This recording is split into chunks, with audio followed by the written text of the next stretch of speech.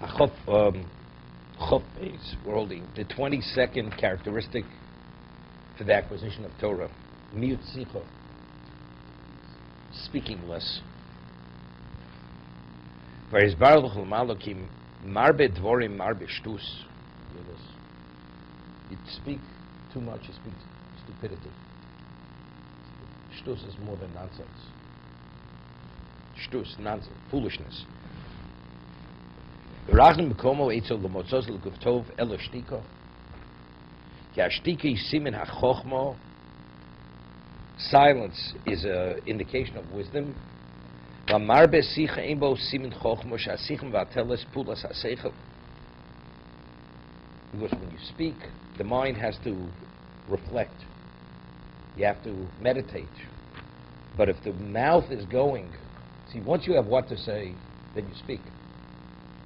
But to speak before you fully developed and reflected sufficiently, so if you have more marbe means you speak excessively. That man, gives lectures all day long. That's not called marbe sicha. That's not excessive, because he has to express so many things. The person has to give so many dictates. Right. So that's how marbe sicha means. He's speaking more than he actually has to speak. Minimizing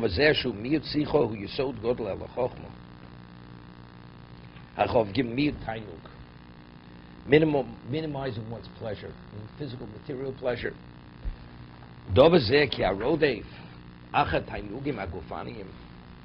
One who pursues physical pleasures, it's an indication that he's a physical person.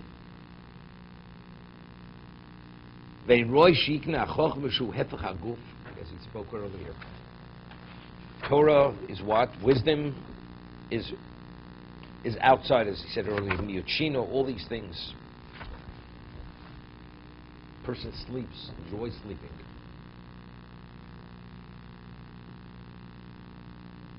He's giving it to the cravings of the body. Excuse me. כמו שאמר למעלה אצל כחי דרכו של תורה, יש להקשוס דמשהו דווקא מיעוט תענוג.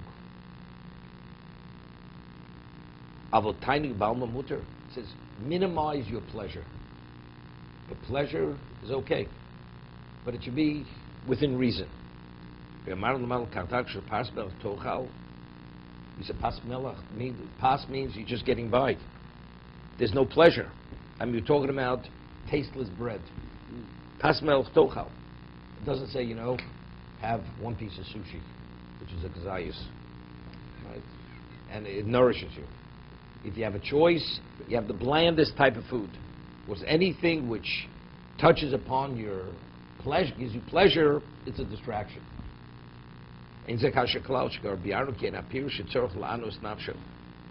Doesn't say anywhere you have to afflict yourself. You don't have to be in a state of affliction. Shlo omru shadhor miskayim mishememis atzmo haTorah rak shu osa b'shvil haTorah. Dahainu shem lo yuchal lilmod rak im hu ochel pas melach chol dvorim zizbayil lamal yesh lo lasos. Meaning, a person's level of dedication has to be to Torah, that even if you have no choice but to have bland or stale bread and salt, you're even willing to eat that rather than pass on Torah. But it doesn't mean to say you have to be in that position. Aval bechinam lo amru. But if there's no reason, a person can sleep on a bed. Right? Al oretz tishon. Does it mean you should lie on the floor sleep on the floor rather than in the bed? It doesn't say that. I mean, even if you have to sleep on the floor, on the ground, sleep on the ground. Even if you have to have chaytzar, you'll do that.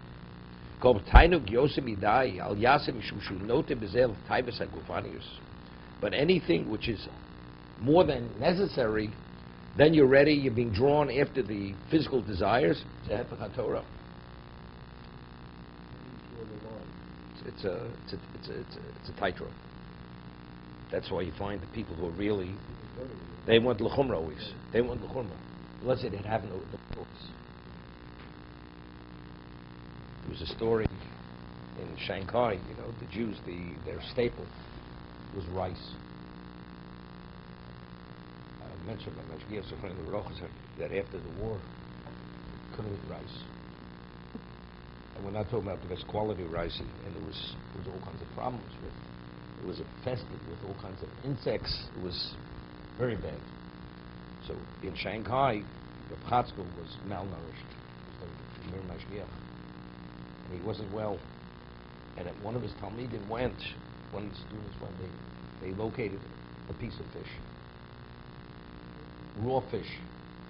And as today, there's certain fish which are actually, they have like maggots, they're worms in the fish. And it wasn't uncommon to have them. So he said he had this piece of fish. He located a fish, and it's necessary for the Rebbe, for the protein he needs it to restore his health, this and that. It wasn't good for Pikuach Nefesh. It wasn't Pikuach Nefesh. So finally he brought in the fish. He says he wants to examine it himself. Not relying on anybody else, you know. He wants to make sure that there are no worms in the fish. Finally he went and took the fish, got it cooked. Then he wanted to know who cooked the fish. Was it a Jew cooked the fish or a non-Jew cooked the fish? It was a question of Bishalakum. Until finally, and after everything said and done, he wasn't satisfied. He did not eat the fish. Survived without the fish. Because there was a question over there regarding its kashrus would not do it. You understand? A person who has a desire to eat, somehow all these issues are resolved very quickly. Probably there are no maggot, there are no worms. Probably it's okay. It's because they'll have every reason to put it in a context. It's not a problem. Right? It's probably a good Hechshidus restaurant. Why? Because the proprietor is a Shomer Shabbos Jew. What about the Mashgiach? What about this? There are 1,000 questions you could ask. Because the answer is because you want to eat in the restaurant. That's the answer. Because you have an interest in eating in that restaurant. So where does it all start from? It starts from the conflict of interest. What are you looking for? You're looking for timing.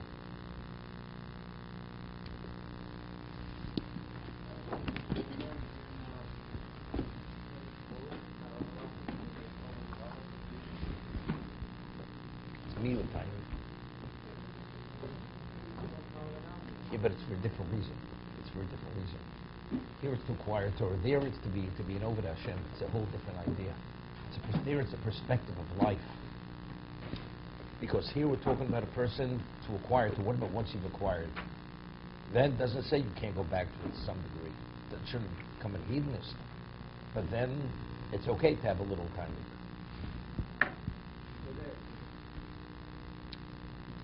And Rishim Zechayim Rachi always used to say, the Gemara says that a person sees Yisurim Bo Molov, says Yifashish B'Masov, Yifashish B'Masov. The person has problems in his life, physical, whatever problems, Yisurim, suffering, you do an introspection.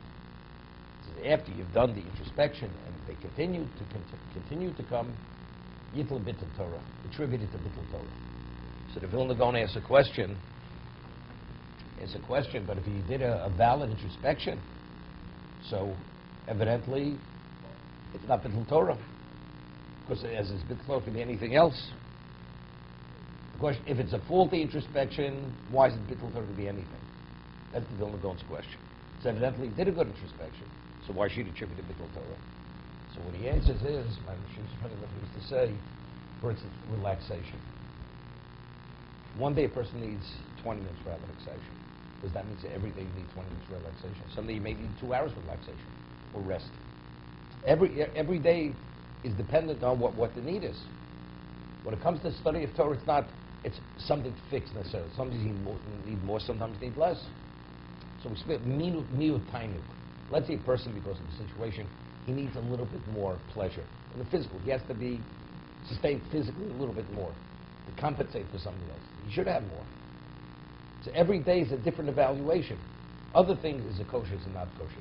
Did you speak Lashon Hara? Did you speak Lashon Hara? Did you violate Shabbos? Did you violate? It's black and white. So if you do a proper introspection, you realize either you did the right thing or the wrong thing. When it comes to Torah, Bittul Torah, it's not simple. It's a gray area. Every day it's a different level of evaluation. It's based upon what your needs are and what time available you have. And that will determine whether you did the right thing or the wrong thing. Okay.